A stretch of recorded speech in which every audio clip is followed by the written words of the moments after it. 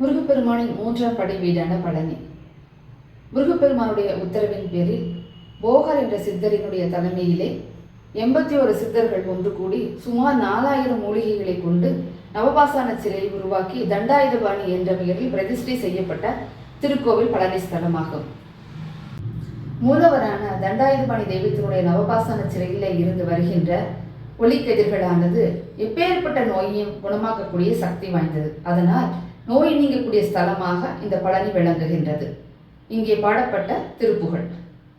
அவனிதனிலே பிறந்து மதலை எனவே தவழ்ந்து அழகு பெறவே நடந்து இளையோனாய் அருமழலையே மிகுந்து குதலை முடியே பயின்று அதிவிதமதாய் வளர்ந்து 16 சிவகலைகளாகமங்கள் மிகவும் அறிவோதும் அன்பர் திருவடிகளே நினைந்து துதியாமல் தெரிவயர்களாசி மிஞ்சி வெகு கவலையாய் உழன்று திரியும் அடியேனை உந்தன் அடி சேராய் மௌன உபதேச சம்பு மதியருகுவே நிரும்பை மணிமுடியின் மீதமர்ந்த மகதேவ மகிழவே அமர்ந்து ஒரு புறமதாய் வந்த மறைமகள் குமாரதுங்க வடிவேலா பவனி வரவே உகந்து மகிழ்மிசையே தவழ்ந்து படியதிரவே நடந்த